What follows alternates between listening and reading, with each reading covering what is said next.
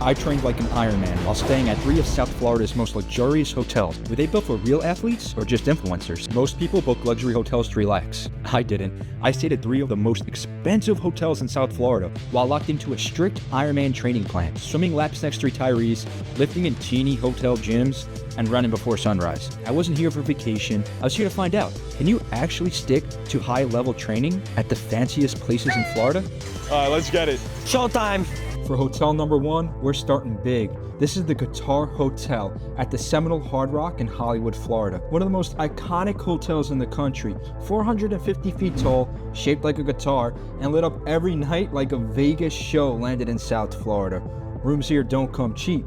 Depending on the night, you're looking at hundreds to even thousands per night just to sleep in this thing. Multiple luxury pools, private cabanas, palm trees everywhere. This place is designed for rest, recovery, and excess. But today, I'm not here to relax. I'm here to train for an Ironman. Some water, some sun, some heat, but instead of cocktails and cabanas, it's sweat, discipline, and work. Let's see what Ironman training looks like at one of the most expensive hotels in South Florida. You live?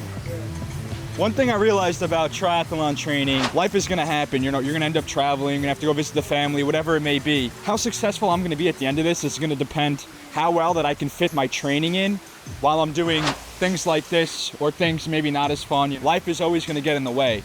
And my goal for the next 6 months, something that I wanna get out of this, is I wanna teach myself consistency. Me and my brother, we're having fun here on family vacation, but we're still gonna go and get a little bit of a swim done. Since I'm here to train, not just to relax, I'm putting each hotel to the test, not as a vacation spot, but as a place to actually train.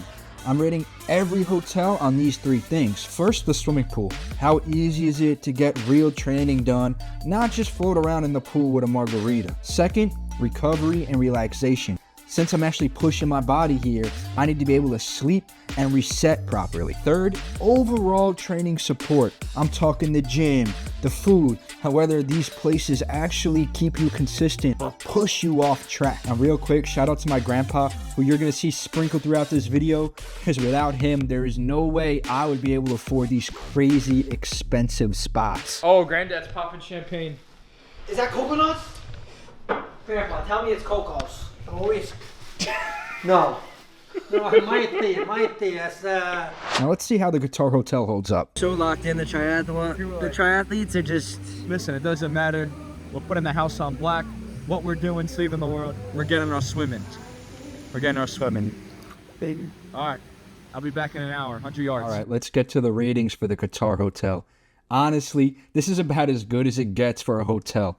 A full 50-meter pool that's actually empty in the morning. I'm giving the swim a 7.5 out of 10. Recovery and relaxation, this place crushes it. World-class spa, beautiful lounge areas, unreal pool decks, and the beds are super comfy. This is a place you can actually recover in. Recovery gets a 9 out of 10. Overall training and support are where things get a little tricky. The gym is small. I didn't even bother lifting here. The food is really good, but cost a fortune. And there's no kitchen in the room. And since the property is in the middle of nowhere, you're stuck eating on site. Add the massive casino, nightclubs, and bars everywhere you look. It's pretty easy to get pulled off track if you're not locked in. ×2. All right, get that out of my face. So for overall training support, I'm giving the Guitar Hotel a 6.5 out of 10. Man, I'm gassed. This ain't no 12-meter pool. It's beautiful, though. All right, Grandpa, you want to try? The Guitar Hotel set the bar high, especially when it comes to recovery and overall experience. But from a training standpoint, there's definitely room to improve. So now we're heading east to the W Hotel in Fort Lauderdale, a very different environment, and one that might be even more practical for Ironman prep. Let's see if the W can meet expectations or actually beat them. Hotel number 2 brings a completely different vibe. This is the W Hotel in Fort Lauderdale, right on the beach. More low-key and a lot more lifestyle focused than just pure spectacle. On paper, this feels like a place that should work better for training. Easier access to the ocean, a way calmer environment, and less distraction compared to a massive resort. But looks don't always translate to performance. So the question is simple. Does the W actually support proper Ironman training, or does it just look good on Instagram? Alright, starting with the swim. Inside the hotel is a no-go. There are 2 pools, but they're both small and crowded pretty much all day. I tried swimming and it just wasn't realistic. But here's where the W flips the script. This hotel sits right on the ocean, and just down the block is the International Swimming Hall of Fame with a full 50-meter pool that only cost $6 to get into. You're too far, come close. No, I'm telling you, it looks great.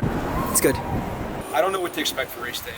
I have faith that I'm gonna finish. I'm just gonna show up. I mean, what can you expect? To sign up for a race that expects you to swim a mile, bike 50 miles, and run 13 miles. I'm just gonna go figure it out. Between the ocean and that pool, your swim options here are pretty much as good as it gets, even though they're not technically inside the hotel. Recovery and relaxation is where this place really shines. I mean, you're right on the beach, and the entire area feels calm and low stress. But just being here feels way more relaxing than at the busy, loud Casino Qatar hotel. For overall training support, the W is surprisingly strong. There's an outdoor courtyard that's perfect for body weight and HIIT workouts. I did some footwork drills, handstands, and mobility right there. The gym is small, but has a great view and everything you need to get a solid lift in, plus a couple of bikes if you want to get a ride in.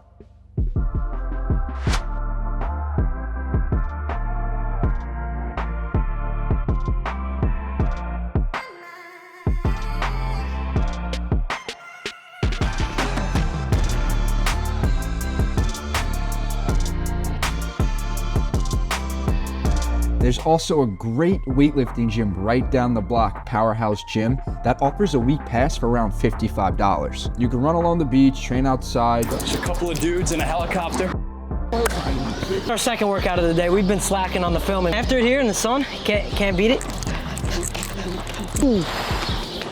This really gets the legs going.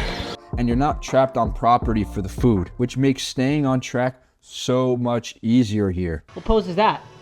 Johnny Jules, this is the body of an endurance athlete. 8 miles yesterday, 13 miles last week. And my secret? Blast as much. There's something I realized after filming this. There's a deeper meaning to why I'm doing this, and I'll get into it later at the end of the video. All right, let's go check out the Ritz. For the last hotel of this experiment, I'm gonna be chilling and training at the Ritz-Carlton Miami. What we doing?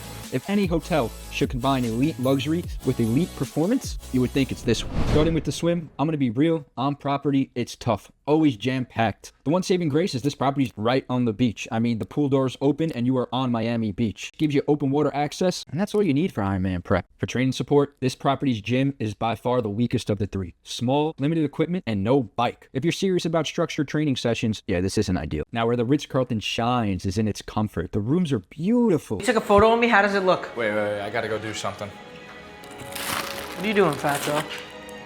Oh, it's filming? Yo, oatmeal cookies. I'm not locked in. I'm locked. I'm cooking. The atmosphere is calm and the service is unbelievable. While the Ritz itself lacks when it comes to training facilities, it does make up for it in a big way. Since you're in the heart of Miami, just a 20-minute walk down the beach, there is a full outdoor gym right in the sand. It's called Muscle Beach and it's completely free. Yo, it's hot. Palm trees in the back. Oh my god. You're cinema, bro. It's so hot. You lay down, it's like your back's getting burned and your eyes are getting just blared. Decimated. Lift off. It's in the sun until 3, 2, 1. Yeah. Oh my gosh, the bars are dead. He's sounding like he's got 2 plates on there. Another one. I'm a tourist, don't mind me. Please, no paparazzi. So after testing all these amazing properties, here's how they stack up staying there as an athlete in training. In third place, honestly, the most unique property and coolest hotel in my opinion, the Qatar Hotel in Hollywood, Florida. This place is stunning. It did have the best pool, the coolest vibes, but honestly, from a training standpoint, it's not ideal. It's kind of like staying in a mini Las Vegas, and it's easy to get distracted. Again, beautiful property, just not built for staying locked in. Second place, the prestigious Ritz-Carlton Miami. The building itself, gorgeous, but the pool and the gym, definitely the weakest of the three. That said, the location cannot be beat. If you know how to make it work, it's a solid option. For first place, the W Fort Lauderdale. Decent gym, amazing beach views, and all the training essentials nearby, including a 50-meter pool just down the block and a proper bodybuilding gym close by. The property pool isn't great itself, but honestly, everything else makes it the easiest spot to stay consistent with training and healthy living.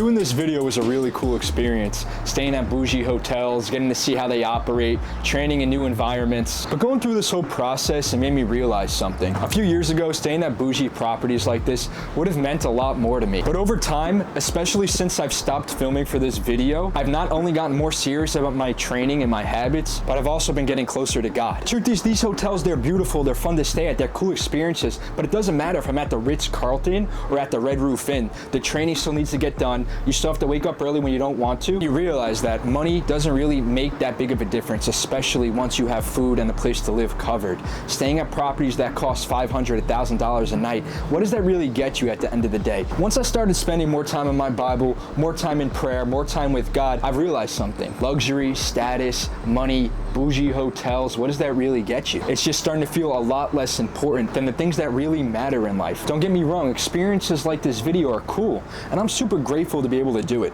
But my foundation doesn't come from this. It's built on the rock, and it's built with discipline, it's built with faith. If you're on a similar path, stick around.